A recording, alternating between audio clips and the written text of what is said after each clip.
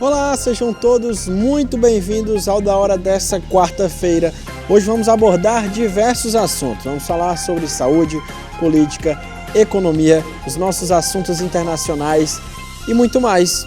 Tudo isso você confere a partir de agora.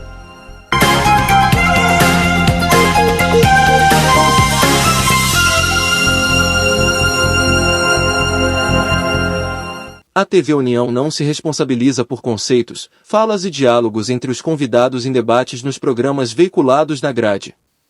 A direção.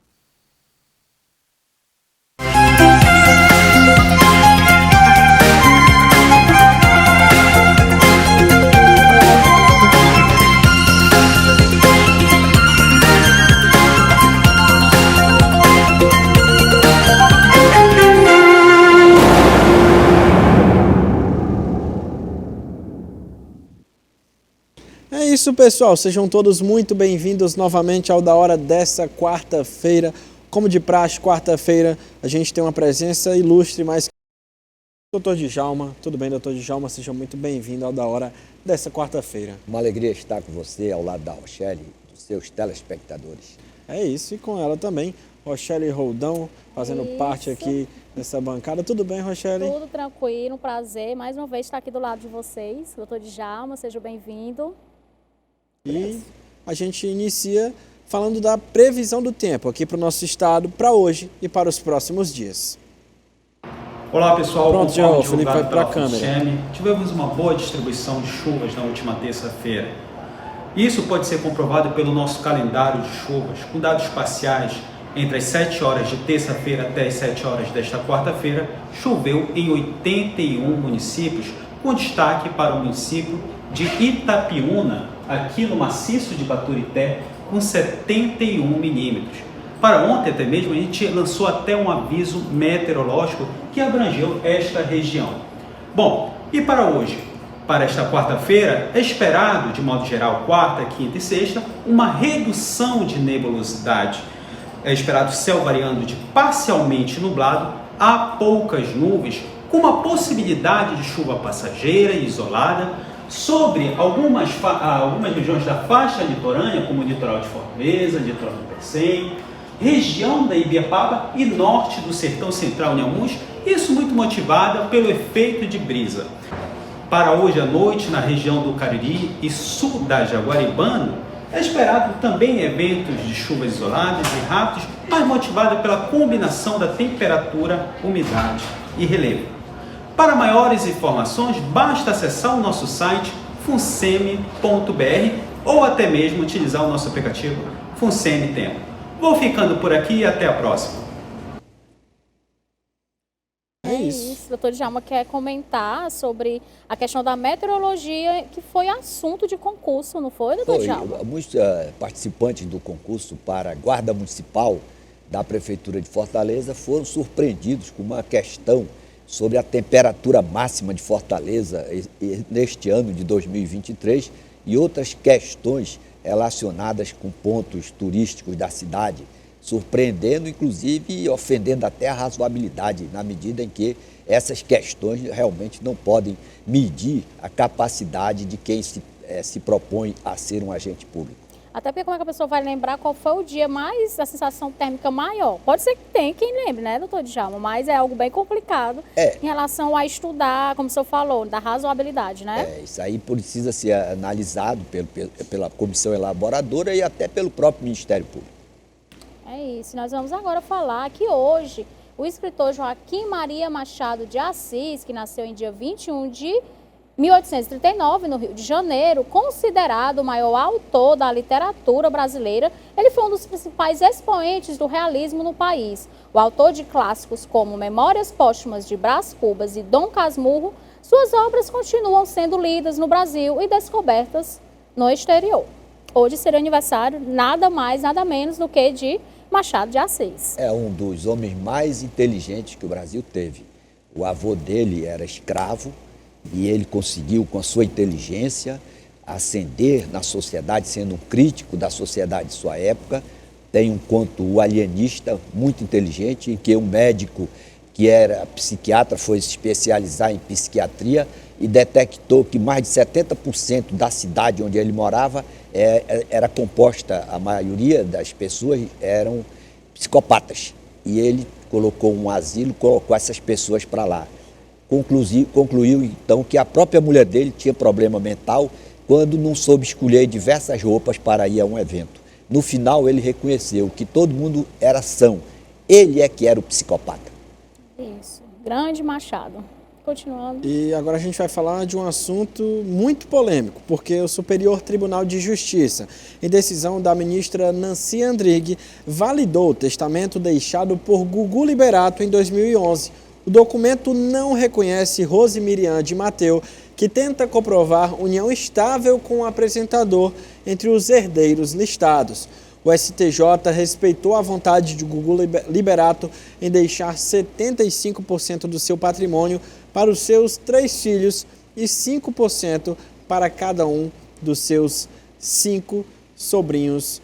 Lembrando que a herança é avaliada em R$1 bilhão, doutor Djalma, é um assunto muito polêmico, né? Se o STJ concluiu com base nos elementos disponibilizados no processo, que a moça, ela se dizia solteira e ela talvez tenha confessado que não existia união estável, a justiça deve ter se posicionado com base no que estava provado lá. Nos elementos, Nos né? elementos disponibilizados.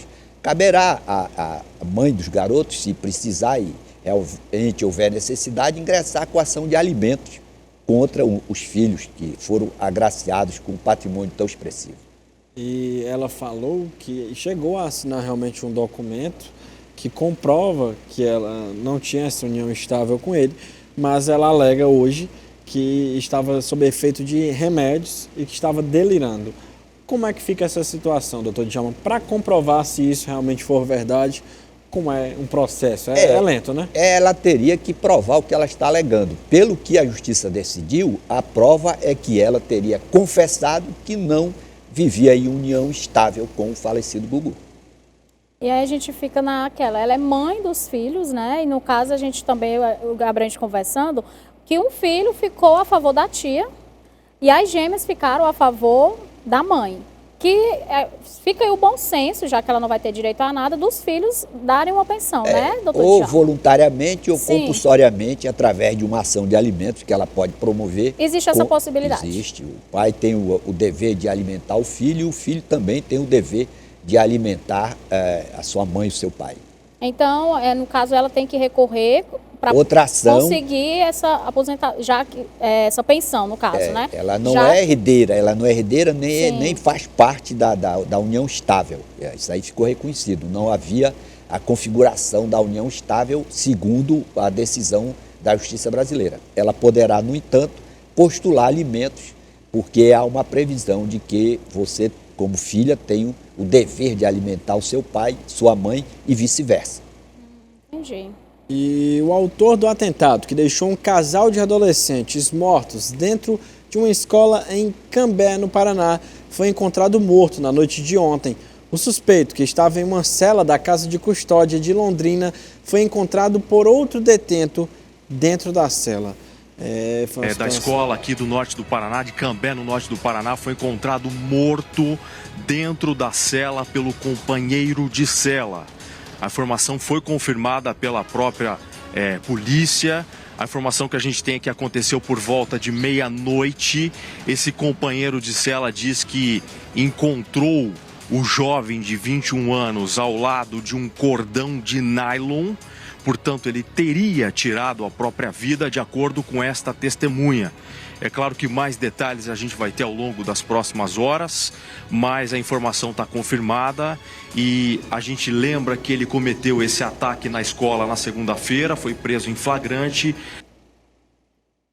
Infelizmente, mais um caso aqui no Brasil, né? Algo que a gente via pela televisão e achava que era comum somente nos Estados Unidos, por exemplo, está começando a se tornar comum aqui também, né, doutor Djalma? Isso é um problema que precisa ser enfrentado a partir da infância. Isso aí é um distúrbio por falta de empatia, por falta de consolidação do princípio da solidariedade, da justiça, estimular cada pessoa a se colocar no lugar da outra. principalmente na escola do ensino fundamental. Esses distúrbios que acarretam essas distorções precisam ser avaliados pelo Ministério da Educação, pelo Ministério da Saúde, para que nós possamos minimizar esses danos que são irreparáveis. Imagina você, é o pai e a mãe de uma criança, de um jovem, que vai para a escola e lá encontra uma pessoa com esse distúrbio que vai levar o seu filho à morte. É uma situação absolutamente indesejável que a sociedade precisa debater amplamente para encontrar meios de desestimular a prática desses ilícitos, seja garantindo maior segurança na escola, seja adotando uma política pública que leve ao estímulo do princípio da justiça como virtude, de não fazer com o outro aquilo que você não deseja que lhe faça. E, doutor Djalma, você não acha que seria necessário melhorar ainda mais o cuidado com a saúde mental das nossas crianças, dos nossos adolescentes, dos nossos jovens, fora e dentro da escola, né? Porque dentro a gente sabe que está difícil de manter já a educação pública, então acho que é deixado um pouco de lado, né, nesse sentido. Isso aí seria uma formulação de política pública que levasse em consideração essa realidade para enfrentamento eficaz, estimulando a pessoa a cultivar a ideia da solidariedade, da empatia, porque você não nasce perverso, salvo quando há uma doença já, uma deformação psíquica. Mas, no mais das vezes, o bullying e outras questões que são tratadas nesse relacionamento das crianças é que provocam esses distúrbios que precisam ser enfrentados com altivez, com competência, com eficiência, para minimizar esses danos que provocam um choque na própria comunidade. Mas a gente vai tocar no ponto agora da segurança, né? Porque por ele ser ex-aluno, foi até a escola dizendo que queria um histórico. Não seria agora cabível que tenha revista nas escolas? Esse é você adota... Porque ele estava armado, né? Você adota as providências a partir da realidade onde a instituição responsável pela segurança está implantada. Então, no caso, o Brasil já está vivendo com uma certa frequência esses atos, é preciso, então, que as unidades de segurança pública comecem a formar planos para evitar dissabores como esse. Principalmente porque ele não era aluno, ele era ex-aluno, então não era comum estar ali. Então, por isso mesmo que deveria haver a revista. E outro ponto também é em relação de alegar que ele tem a esquizofrenia. Então, a gente bateu aí no ponto, né? Acredito que ele foi lá, né, Gabriel? Em relação ao bullying que ele sofreu na escola, não foi? Quando ele quase sempre o mesmo modus operandi. Aquela criança que, não que isso justifique, mas que sofria bullying, que é um problema também, que causa isso, que tem que ser tratado na raiz, sofria bullying. Aí tem acesso a redes sociais, conversas com pessoas Mas ele não muito mal intencionadas. Vítimas, parece, né? E aí essas pessoas mal intencionadas influenciam esse jovem a pegar em armas, a fazer esse tipo de coisa. Então é quase sempre o mesmo modus operandi. É muito difícil que uma pessoa acorde, hoje eu vou pegar uma arma aqui, vou entrar nessa escola. Geralmente é planejado, Sempre tem um planejamento, sempre tem algo por trás. Então, nesse tempo de planejamento é que seria ideal cortar pela raiz, né? E os dois que ele matou, doutor Djalma, ele não conhecia. Né? Realmente, você tem uma sociedade que é pautada na violência. Você vai na televisão, você vai nas redes sociais, realmente esse tema, a violência, é uma constante, é uma realidade no nosso meio social. Isso precisa ser encarado como uma questão de interesse de toda a sociedade. A formulação de políticas públicas que busquem sedimentar a ideia da solidariedade e buscar reduzir esse estímulo à violência que começa muito cedo, principalmente nessas comunidades mais carentes, onde o tráfico de droga é uma constante, estimulando, sem dúvida nenhuma, a agressividade a partir da infância, com mais repercussão na juventude, onde as pessoas, os garotos são cooptados pelo tráfico para atuarem à margem da lei, com danos irreparáveis para a sua própria vida. É isso. E continuando falando em educação, mais da metade das crianças brasileiras que estão no segundo ano do ensino fundamental não estão alfabetizadas. Segundo o Ministério da Educação, 56,4% dos alunos que estavam nessa série em 2021 não conseguem ler ou escrever dentro dos parâmetros esperados. Os dados fazem parte da pesquisa Alfabetiza Brasil. Com os resultados do estudo, o MEC criou um indicador inédito para acompanhar o processo de alfabetização no país. O ministro da Educação, Camilo Santana, disse que o indicador irá ajudar na formulação de uma política para a alfabetização das crianças na idade certa, uma das prioridades do governo Lula. Conforme mostrou em São Paulo, o governo federal planeja investir 800 milhões em um pacto nacional pela alfabetização.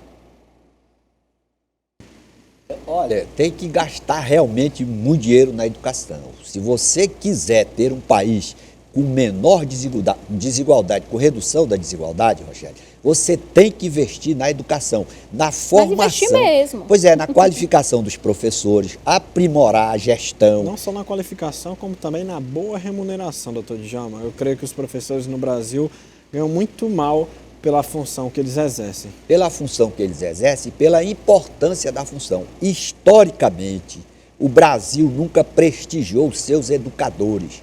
Aqui no Ceará, muitas pessoas foram colocadas na Secretaria de Educação em 85, 86, sem concurso, sem critério nenhum. Milhares de pessoas foram nomeadas num só dia, um diário oficial de várias páginas, milhares de pessoas nomeadas, sobretudo para a Secretaria de Educação. Historicamente, nós temos um déficit muito grande de atenção em relação a esse problema que é essencial, a qualidade do ensino, sobretudo do ensino fundamental. Professor bem remunerado, aluno estimulado para frequentar a sala de aula. Nós temos um problema sério, Gabriel, no Brasil, da evasão escolar. Temos também um problema mais sério ainda, crianças que não estão na sala de aula. Você anda na cidade de Fortaleza, você encontra em diversas ruas crianças, mães, jovens com 2, 3 filhos que não vão à escola. E geralmente, doutor Djalma, são pais que também não estudaram e os filhos acabam aí seguindo o mesmo caminho, não é? Correto. Se você quiser combater a desigualdade, que é uma das metas da Constituição, se você quiser acabar realmente com essa diferença entre pessoas que nasceram do mesmo jeito, que morrerão também, terão um curto espaço de tempo na Terra, você tem que enfrentar esse problema da educação. É uma vergonha que o Brasil tem esse débito para com a sua população de não oferecer escola de qualidade para os mais carentes. Aí é uma das razões dessa nossa desigualdade vergonhosa. Uma pessoa que não tem condições de pagar uma boa escola, não tem condição de propiciar um ambiente de competitividade para seus filhos. Isso é um débito histórico que precisa ser resgatado e esperamos que agora o Ministério da Educação tenha realmente grandeza para formular políticas públicas que enfrentem esse problema, oferecendo salários dignos para os professores e também estimulando a permanência do aluno em sala de aula. Também, Rochelle, o que é muito importante que vem para combater a violência, estimular a propagação de valores nas escolas, sobretudo do ensino fundamental. E, doutor Djalma, essa questão da alfabetização ficou muito, acho que defasada, não sei se é a palavra certa para usar, mas foi muito prejudicada por conta da pandemia, né? Porque se para nós, que já somos adultos, é difícil se concentrar ali no EAD, imagina para uma criança que está aprendendo a ler e escrever, fazer isso de forma digital. E a gente sabe que na rede pública não tem o mesmo suporte, a mesma estrutura da rede particular. E ainda tem aquelas crianças que têm dislexia, tem alguns problemas, complicou bastante, né? É um desafio, infelizmente, foi uma geração marcada por uma tragédia mundial, uma tragédia inédita nessa dimensão. Caberá, entretanto, ao Estado, ao município e à União formularem políticas públicas que minimizem esses danos causados por essa situação imprevisível, esse caso fortuito. E que colocar o filho na escola não seja porque é o jeito, mas sim porque a escola, né, doutor Djalma? Seja atraente, de qualidade, ainda tem a questão de não pagar, né? lógico que nós pagamos aí, como os contribuintes pagam, mas eu estou falando no sentido de colocar porque realmente a escola é boa, não porque é o jeito, porque é a última opção, né? Esse é um grande desafio da política pública para essa área. Fazer com que a escola seja atraente, motive o garoto a permanecer. Porque um outro problema sério do Brasil é a evasão escolar. Muitas crianças abandonam a escola pela falta de motivação, por não terem os seus pais incentivos para levar essa criança, para acreditar que ela vai ter uma condição de vida melhor a partir da frequência à escola, a partir da sua escolaridade. Há uma perspectiva de ascensão social com base exclusivamente no estudo. Quem estuda ganha mais, isso é provado cientificamente, matematicamente, do que quem não estuda. E aí esse incentivo, doutor Djalma, tem que vir de várias áreas, tem que vir dentro de casa dos pais, né? Muitos até compram o filho, que se tirar nota boa ganha isso ou aquilo, mas eu acredito que tem que ser a obrigação do filho tirar notas boas, né, doutor Djalma? Mas tem aqueles que agradam de alguma forma. Dentro da escola tem que ter também, acredito que aulas atrativas, não só aulas... Não só aulas letivas, tem que ter também esporte, música, artes, porque as crianças podem desenvolver verdadeiros talentos em outras áreas. Por exemplo, por que o esporte americano é tão forte nas Olimpíadas? Porque desde a base, desde o ensino fundamental, é algo muito incentivado. E aí é algo que, por exemplo, os jovens que vão à faculdade ganham bolsas. Então é realmente algo muito forte, é um incentivo. Que aqui nós não e que, querendo ou não, o esporte, a gente sabe, educa também. É uma forma de educar, né? Então tem que ter esse incentivo de ir para a escola porque gostam de estudar, porque gostam de ir para a escola. Tem que partir não só dos pais, como eu lhe disse que tem pais que não estudaram, aí o filho acaba também não seguindo o mesmo caminho, né? Como na escola, né, doutor Djalma? Aí o Carlos Drummond de Andrade, ele diz o seguinte: a escola tem que ser um lugar atraente, um lugar que a criança se sinta feliz, motivada, acordar para ir para a escola. Esse é um desafio da direção e dos professores. Agora, você tem que ter uma política pública também envolvendo toda a sociedade. A sociedade, a mãe, pai, todos os segmentos da sociedade devem convergir à mídia, estimulando a criança, as pessoas a terem esse foco de que uma sociedade só vai alcançar a prosperidade e reduzir as desigualdades se estiver focada no crescimento individual de cada pessoa. Enquanto houver escola de qualidade para o filho da pessoa mais abastada e escola ineficiente para o filho da pessoa mais carente, nós vamos estimular o aumento da violência e da desigualdade na nossa nação. É isso, né, Gabriel? E agora a gente vai para uma rápida pausa, mas fica aí que já o Da Hora está de volta.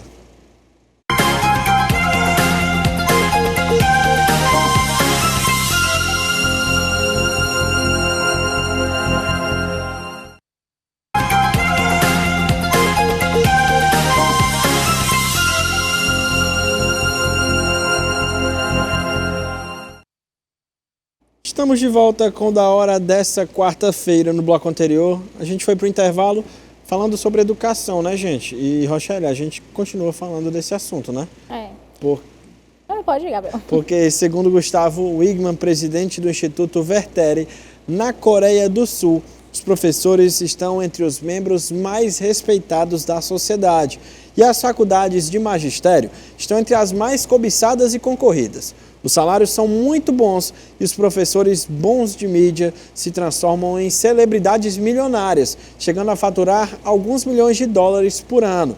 Só o fato de chegar no país e falar que é professor já abre portas e faz com que você ganhe sorrisos. A profissão é muito respeitada, foi o que contou Gustavo. E aí, doutor Djalma, se aqui no Brasil fosse assim? Esse é o desafio, colocar o professor no seu devido lugar. Nenhuma sociedade que prosperou deixou de colocar o professor num lugar muito destacado entre os seus habitantes. É isso. E nós vamos falar agora de economia, porque, como regra, as empresas estatais chinesas dão lucro e são competitivas. Qual a explicação para o sucesso dessas empresas na China e por que esses resultados não se repetem nas estatais brasileiras? Rochelle, esse é um ponto muito interessante.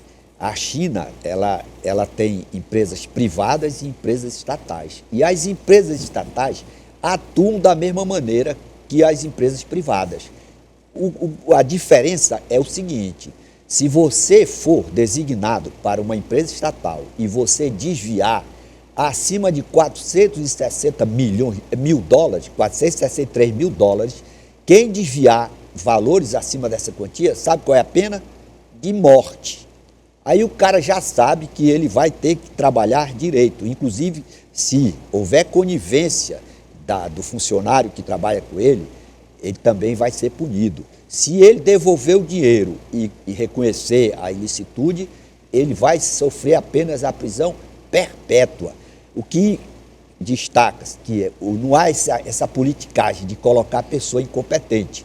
Esse critério, porque é amigo, porque é filiado do partido, não prevalece. Tem que ser competente, tem que produzir resultados e, se houver desvio de dinheiro, se houver corrupção, a sanção é gravíssima. Como todo mundo sabe que é fato que vai morrer mesmo, aí o que acontece? Você tem um índice muito baixo de corrupção e as empresas estatais florescem e prosperam. É isso. E nós vamos agora fazer uma pergunta: quem é mais nocivo para a sociedade? O corruptor, aquele que propõe uma ação ilegal para benefício próprio de amigo ou familiar; o corrompido ou corrupto, aquele que aceita e executa uma ação ilegal em troca de dinheiro, bens ou serviços que o beneficiem; ou o conivente, que é a pessoa que toma conhecimento do ato de corrupção, mas nada faz para evitá-lo. Nós temos aí 3 tipos, né? Tudo envolvido na corrupção. O corruptor é aquele cara que quer se beneficiar da licitação, vai com a autoridade que é responsável pela delegação, pela concessão da obra, alicia e o corrupto aceita. Isso é uma praga realmente desastrosa que faz qualquer sociedade ser empobrecida. Falta de quê? De educação para a cidadania, falta de preparo para o exercício do poder. Enquanto houver essa tolerância, não houver uma punição rigorosa, vários países, agora mesmo em Angola, o presidente está exigindo uma punição no mesmo estilo da China, contra as pessoas que desviam dinheiro público. Não há condição de termos uma sociedade com igualdade, com condição de eficiência, de oferecer serviço público de qualidade, se não houver uma preocupação efetiva de combate ao desperdício, à corrupção do dinheiro público. É um desafio que a geração de vocês, Rochelle, tem para enfrentar, se quiserem vocês ter uma sociedade próspera, competitiva e uma administração pública pautada na eficiência. E aí a pessoa que recebe o dinheiro acha que corrupto é só aquele que está pagando. Correto. A pessoa que tem conhecimento daquilo acha, eu tenho conhecimento, mas aí são eles dois, não é comigo, mas a pessoa tem conhecimento. Quando na verdade todos estão envolvidos, né? Estão envolvidos causando danos irreparáveis ao contribuinte, o cidadão que paga tudo. Tudo que o Estado tem, que o Estado, município, União, todos os bens provêm do bolso do contribuinte. Então quem está sendo lesado quando ocorre desvio de dinheiro público é o cidadão que paga o tributo. E, infelizmente, o cidadão não tem essa consciência e não reage à altura do que a sanção está a merecer. Há, por outro lado, uma certa tolerância em relação aos infratores. Por exemplo, aquele cidadão que foi diretor da Caixa Econômica, que teve um apartamento com 55 milhões de reais. Imagine se esse cara morasse na China, qual era a situação dele, Gabriel? Acho que ele estaria ferrado perante a sociedade, né? Ferrado, é um negócio bem popular, né, Gabriel? Ferrado. Qual era a consequência para o cara que tinha 55 milhões de reais dentro de um apartamento, sendo ex-diretor da Caixa Econômica Primeiro Federal? Ia ter que devolver tudo, né? Para começo de história. Para devolver tudo, para ter só prisão perpétua. Porque se ele não devolvesse, lá na China era pena de morte. Por quê? Porque a sociedade chinesa compreendeu o dano que uma pessoa dessa provoca para toda a sociedade. Mas aí, doutor Djalma, a gente vê que aqui no Brasil é como se tornasse algo banal, né? Por que isso acontece? Porque não tem Gente, punição. é incrível como até quem sabe do que acontece age normalmente, como se fosse normal, sendo que é algo muito grave, né, doutor Djalma? É claro, isso aí é uma consequência da nossa história de tolerância em relação à apropriação indevida do Estado. Nós fomos colônia de Já Portugal. começou em 1500, não é, doutor Djalma? Quando chegaram os primeiros colonizadores, os donos das capitanias hereditárias. O Estado foi apropriado pelo civil, pela pessoa. E tudo que é do Estado é compartilhado como se fosse coisa da propriedade privada. Isso se chama patrimonialismo. O grande desafio da atual geração, daquela geração que vai exercer o poder, é se libertar dessa ideia de que pode se apropriar dos bens do Estado, pode distribuir cargos para amigos, para afiliados da mesma agremiação, enfim, deixar de tratar a coisa pública como um assunto relevantíssimo, que precisa de zelo e evitar o desperdício, para que possa ter a prosperidade que Japão, China, Coreia do Sul, esses países conseguiram. Mas, historicamente, sempre tem pessoas que lutam contra isso. Por exemplo, Tiradentes morreu lutando contra isso, né? Lutando contra uma taxação sobre o ouro, né? Correto, que Portugal se apropriava das receitas de forma arbitrária e aqueles heróis que já queriam a independência do Brasil, queriam diminuir essa carga tributária excessiva, que até hoje ela é ainda uma marca da nossa sociedade, na medida em que o cidadão paga muito tributo, mas não tem retorno de serviços com educação de qualidade, você não tem escola pública de qualidade, você não pode andar na rua sem perder o seu celular, você tem estradas esburacadas, qualquer canto que você vai. Então, essa falta de consciência da saúde também gravíssima, problema gravíssimo. Tudo isso consequência de quê? De uma falta de boa formação para a governança, que pode ser resgatada a partir dessa nova geração. Porque as gerações passadas, infelizmente, geraram péssimos exemplos nesse segmento. Isso que o senhor falou, doutor Djalma, se encaixa perfeitamente com alguns países da Europa. Por exemplo, alguns países da Europa têm tributos altos, altíssimos até. A gente pode falar até aqui na América mesmo, o Canadá. Exatamente, muito alto, altíssimos até, mas tem o retorno. Então, as pessoas, por exemplo, não precisam pagar um colégio particular para o seu filho, porque o colégio público é de qualidade. Não precisam pagar caro num plano de saúde, porque a saúde é de qualidade. Não precisam pagar, por exemplo, uma equipe de vigilância, porque a segurança é de qualidade. Enfim, por aí vai. Mas tem qualidade no serviço público. A questão da segurança, eu acredito que seja o principal motivo do pessoal ir embora para outro país, porque eles falam da qualidade de vida. E essa qualidade de vida está incluso a segurança, que em outros países tem, aqui a gente não tem. Você veja uma taxa de condomínio, quanto é que cada condomínio paga para ter uma vigilância. Qualquer condomínio hoje é 400, 500 reais uma taxa. 24 horas, por quê? Porque se você deixar a portaria desguarnecida, você vai ser vítima de assalto, porque nós, infelizmente, não formamos cidadãos para uma convivência harmônica. Esse é um grande desafio, inclusive, da educação. A educação tem que sedimentar na mente de cada criança, de cada jovem, a ideia da empatia, de não querer assaltar o outro porque também ele não quer ser assaltado. Esse é um desafio que precisa ser superado. Né, doutor Djalma? Saber que vai ser punido e que não vai ficar por isso mesmo, né? Eu acredito que também tem essa questão das nossas leis. Muitas vezes a polícia até prende, a justiça solta. Então aí já vai para outro viés também, né, doutor Djalma?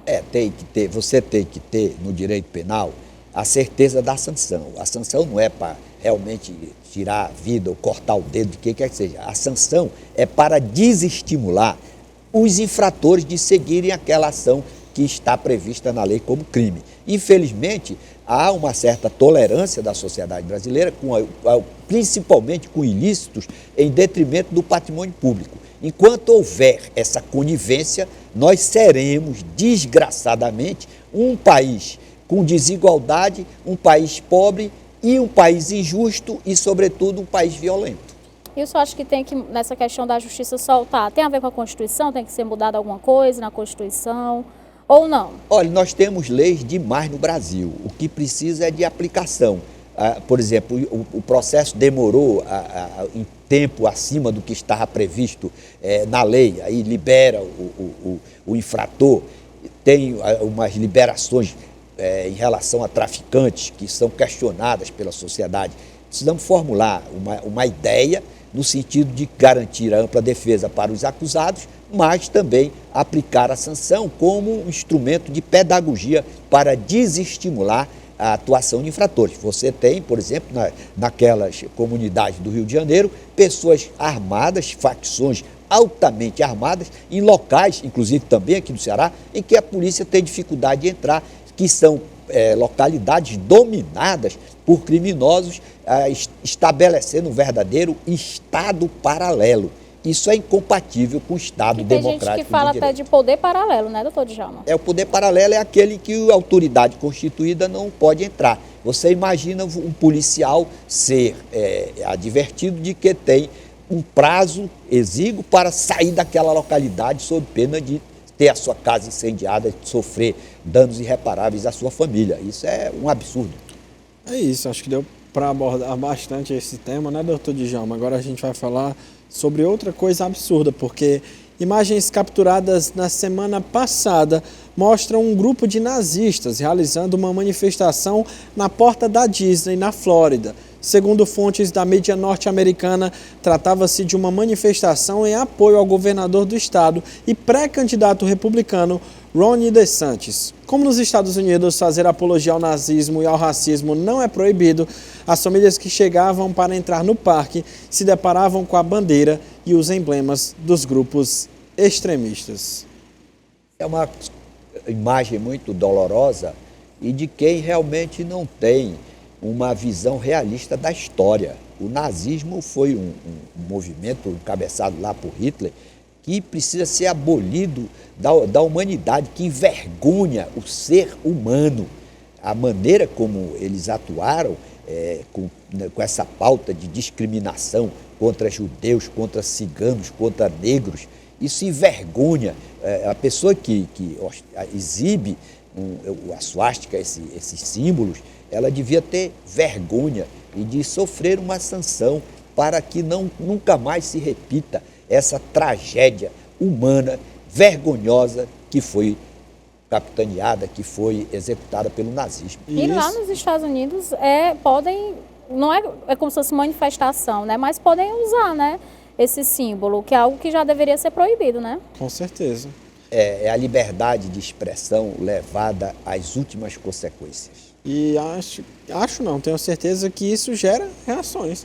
Tem pessoas que passam ali que não vão aceitar essa conduta e que vão atrás de, muitas vezes, até partir para a violência, né, doutor Djalma? Aí seria o caso de uma formação a partir da infância, mostrando que nós somos iguais, nós nascemos e vamos morrer inexoravelmente, que as pessoas devem se colocar cada uma no lugar da outra para que nós possamos ter harmonia. O que precisamos é otimizar, sedimentar a essência da igualdade e da justiça como virtude. Isso impediria, por exemplo, se o Hitler tivesse sido bem formado, não tivesse aqueles problemas familiares da divergência com o pai, se ele tivesse sido educado a partir dessa ideia da justiça como virtude ser incorporada no seu espírito, seguramente ele não teria motivação nem coragem para praticar as atrocidades que ele praticou nos campos de extermínio. Ele se envergonharia de pensar em agir como acabou agindo. E pega mal principalmente para a marca, né, da Disney, que é uma das maiores marcas do planeta, o parque muito conhecido, e pessoas se manifestando na porta do parque. O que é que eles podem fazer, doutor Djalma? Aí ele teria que recorrer à legislação que está em vigor nos Estados Unidos e adotar a providência cabível. Lá nos Estados Unidos, realmente, a liberdade ela é levada às últimas consequências, mas a direção da Disney teria que recorrer aos instrumentos disponíveis na legislação ali vigente para adotar a providência cabível. E no caso é até difícil a gente falar do país como um todo, né? Porque lá nos Estados Unidos é mais estado por estado, né, doutor Djalma? Agora aí também ainda tem outro problema, né, Gabriel? Tem que saber realmente se os caras que estão portando esses símbolos, essas bandeiras, se eles são vinculados a esse candidato, porque é possível também que seja uma ação midiática para queimar o filme do cara. Isso aí precisa ser apurado para que haja realmente a aplicação correta da justiça, da análise fidedigna, porque sabe lá se esses caras também não querem queimar o filme do candidato a mando de eventual adversário. Então, assim, ele não poderia pedir para as pessoas saírem se não tivesse ali na lei, né? Como é que posso entrar? Legal? Uma papel previsão, legal? uma hipótese legal que respaldasse a ação contrária a esse manifestante. A questão é eles estavam apoiando um candidato. Esse candidato, realmente, essas pessoas eram vinculadas a ele ou eram pessoas de outra facção que queriam queimar o filme daquele suposto aliado? Porque existe muito isso na política, né, doutor Djalma? A política, quando ela é marcada, a política, Gabriel, pela emoção. O coração fala mais alto do que a razão. E muitas vezes há um vale-tudo para destruir o adversário, o que prova uma certa indigência cívica, seja na Europa, seja nos Estados Unidos, seja no Brasil, em qualquer canto. É isso, Da Hora vai para a sua segunda pausa, mas fica aí no sofá que já já estamos de volta.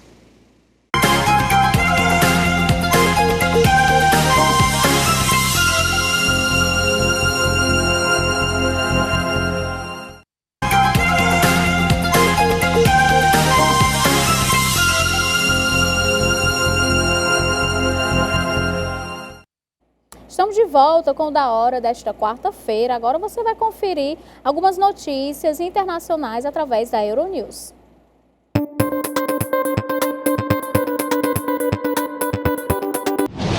Nessa segunda-feira em Bordeaux, na França, uma avó e sua neta foram atacadas violentamente diante de uma investida de roubo. O criminoso atacou as vítimas enquanto elas estavam na porta de casa. O momento foi registrado por câmeras de segurança. Nesta terça-feira, o presidente Luiz Inácio Lula da Silva desembarcou na Itália, onde se encontrará com o Papa Francisco, o presidente Sérgio Mattarella, a primeira-ministra Giorgia Meloni e, em seguida, terá uma sequência de reuniões com líderes europeus, como o presidente da França, Emmanuel Macron, e também da África do Sul, Cyril Ramaphosa.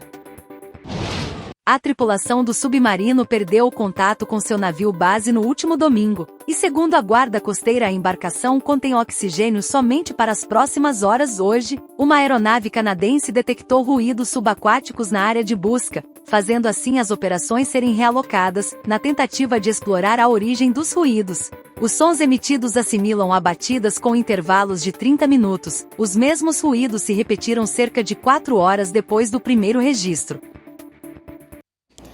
Doutor Djalma, vamos falar agora dessa parte da França que a gente não vê muito, né? Não é comum a gente ver ser um país da Europa, que não há violência, nem sabe que tem os furtos, mas a violência desta forma com essa idosa. Essa violência é típica do Brasil. Sim. Em que as mulheres nas paradas de ônibus são assaltadas, você não pode andar em nenhuma rua com segurança, sem receio de perder o seu celular, de perder a sua bolsa, agressões dessa natureza.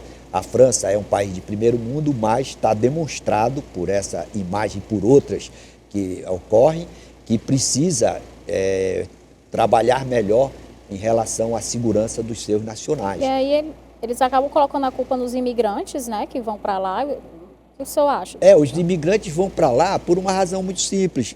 A França, ela colonizou muitos países. Então, eles exploraram, eles não ofereceram garantia de cidadania, se preocuparam apenas em explorar a mão de obra, escravizar as populações hostilizadas por eles, tiraram proveito econômico daquelas regiões lá da África. Tiram até hoje, sabe por quê, doutor Djalma? A seleção francesa de futebol, por exemplo, tem muitos jogadores que ou nasceram em países da África ou são descendentes de africanos, mas aí na hora de ganhar a Copa do Mundo de 2018, eles vão e aplaudem esses mesmos imigrantes, mas aí, quando acontece um caso desse, eles são os primeiros a atacar a pedra. Eu acho até engraçado, né?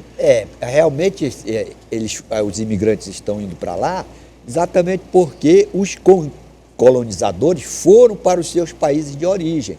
E ao invés de garantirem a igualdade, a condição de prosperidade para aqueles nativos, não, se preocuparam apenas em extrair as riquezas de lá. Agora eles estão voltando ou dando retorno para os países que foram exploradores das suas riquezas. Infelizmente é uma situação real que precisa ser enfrentada de forma inteligente, de forma inovadora, não só pela França, pela Bélgica, Alemanha e outros países que sofrem, Inglaterra, que sofrem o assédio desses imigrantes, porque todo mundo quer ir para onde? Para onde tem prosperidade, para onde tem riqueza. Isso, então, sugere uma necessidade de uma política global para que as pessoas tenham condição de prosperidade nos seus países de origem, com condição de ter uma vida com dignidade. Um cara desse não vai, se ele tivesse escolaridade, se ele tivesse condição de crescer como ser humano, ele jamais iria praticar um crime desse. Agora, praticou o crime, violou a lei, tem que sofrer uma punição exemplar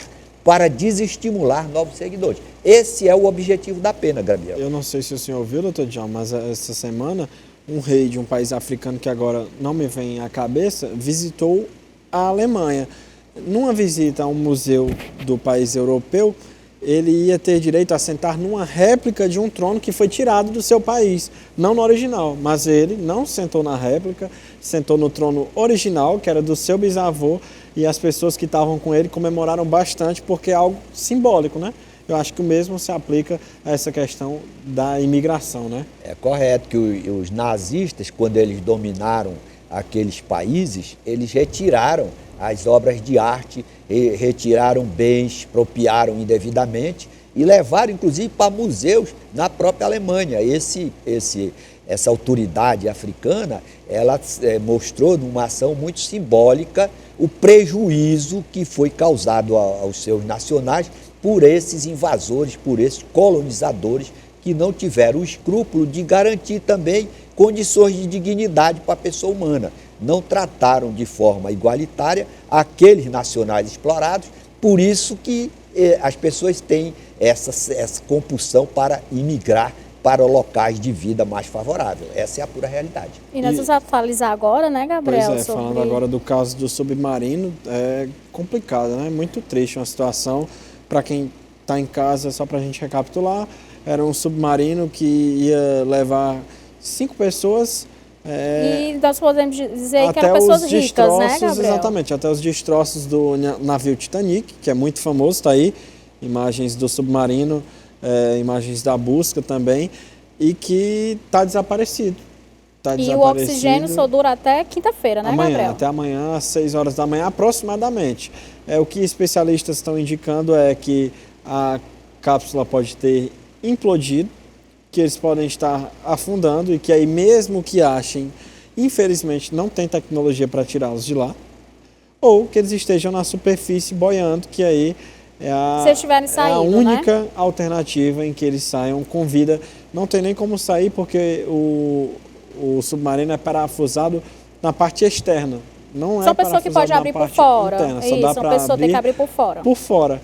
Então é uma questão muito complicada que a gente... E eles assinaram um termo, né, Gabriel? Para que tudo dê certo, mas sabe que infelizmente as chances são remotas. $250 mil, que dá aproximadamente R$1.200.000 para cada pessoa para fazer essa viagem. E eles assinaram um termo de que existia sim esse risco, né, doutor João? Agora resta, Gabriel, como você ponderou, rezar por essas pessoas que realmente estão nesse momento de infortúnio. São 2 tripulantes, né, 2 pessoas que estavam lá no comando submarino e 3 passageiros que pagaram essa quantia exorbitante, pai e filho, inclusive, para essa aventura. São pessoas corajosas, pessoas realmente diferentes, que queriam ter esse privilégio do maior naufrágio da humanidade. Curiosidade, realmente a gente respeita a individualidade ou esse é o que visão. É milionário ou é bilionário, Gabriel? Bilionário, né? Esse é o CEO da empresa que fez o submarino. Ele que estava na cápsula. Sim, ele está. É uma tragédia, né? Lamentavelmente, por mais seguro que seja o equipamento, isso acontece com aviões, acontece com veículos, sempre pode haver essa anomalia, risco, né? Pode haver o risco. Agora resta uma solidariedade à família. Imagine a família dessas pessoas, a angústia. Por outro lado, elas, ao correrem esse risco, sabiam da gravidade e, por certo, eram pessoas destemidas que não tinham apreço grande pela sua vida. Porque uma pessoa que tem muito apreço pela sua vida... E ainda pagar esse valor para ir, nem de graça, imagina pagando. Como tem gente também não pagando para ir para o espaço, para querer visitar a Lua. O ser humano tem as suas peculiaridades. Infelizmente foram vítimas dessa situação e agora resta rezar e que Deus conforte as famílias e dê um destino apropriado para eles, inclusive resgatando esse submarino para que haja felicidade geral de todos. Vamos torcer. É isso, Vamos amanhã torcer a que gente dê deve certo. ter atualizações. Sim. O Da Hora dessa quarta-feira vai ficando por aqui. Agradecer sua presença, doutor Djalma. Seja sempre muito bem-vindo. E até quarta-feira que vem. Até né? quarta, uma alegria estar com vocês e com seus telespectadores. Até quarta. Muito obrigada, doutor Djalma. Quero agradecer também a sua audiência, dizer que amanhã nos encontramos aqui no mesmo horário. Você fica agora com o programa Ferreira Aragão. Logo após tem Esporte União com Gabriel Viana e a gente se encontra aqui. É Até isso. lá. Brasileirão de volta e a gente vai falar muito sobre isso daqui a pouquinho.